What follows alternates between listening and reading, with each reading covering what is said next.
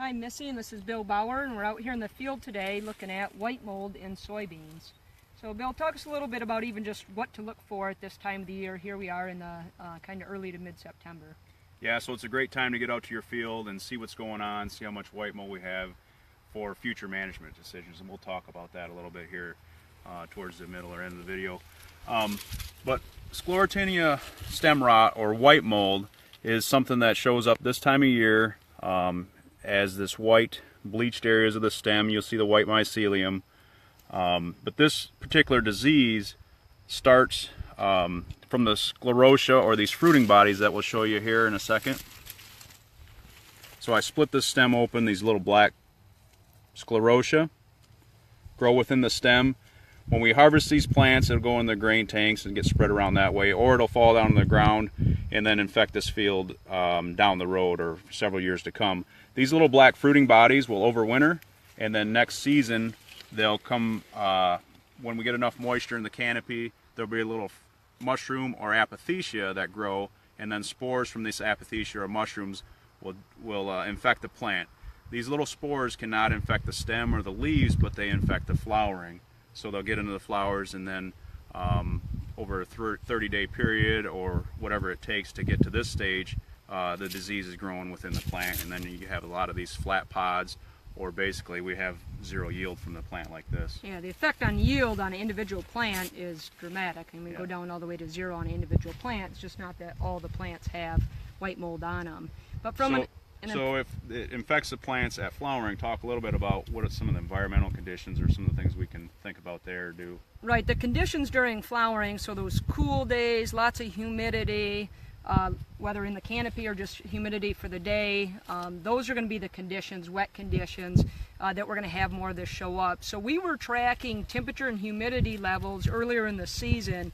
The temperature, if we look at kind of that time of flowering, which was from kind of early through the end of July, where a lot of flowers were open, is what we call the sweet spot for temperature. It's this green line, where our prime temperature is from 68 to 78 degrees, and that's basically what we were having for daily average temperatures. During flowering period, yeah. Exactly. And the other half of this is really the humidity side of it. So from a humidity perspective, during flowering, again, this chart's actually from July 12th through the 24th of this year.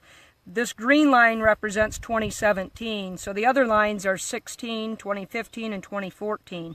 So you look at the last 4 years, we had higher humidity levels that as we've had in the last 4 years during a prime part of flowering this year. So it's a mainly cool or mild temperatures, high humidity conditions that really increase the white mold incidence, similar to what we had this year. So it's somewhat of a Midwest or upper Midwest disease too, right? Yeah, that's definitely true. Michigan, Wisconsin, Indiana, Ohio, but they're starting to see it other places too. I was down in Nebraska, and we're starting to see more show up down there as well. So, but it's a year-to-year thing.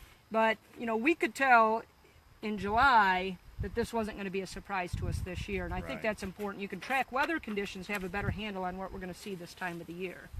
So talk about some of the soil conditions. This is a pretty good disease where we have a lot of good growth. That's pretty good growing conditions, high humidity, moderate temperatures, and then we get this disease coming in and affecting us and wiping out zero yield on some of these plants. Yeah, typically the better conditions you have, and that's often why we see it in low ground like we're in right here, the better the growth conditions, the taller the beans are, the more humidity that tends to be in the canopy.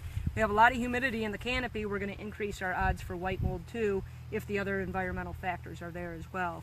So one thing we kind of keep an eye out is what's going on with populations, what's going on down inside the canopy itself. So reducing populations a lot of times can help reduce the effect of white mold. That's what we've been working on in our plots, is really getting our growers to start dropping those populations back and allowing the beans to adapt to the environment. Right, so something like variable rate population in soybeans, we believe is part of white mold management, in addition to understanding, fungicide use and some of the new tools we have out there as well. So you talk about fungicides, and we talked about flowering where it gets infected.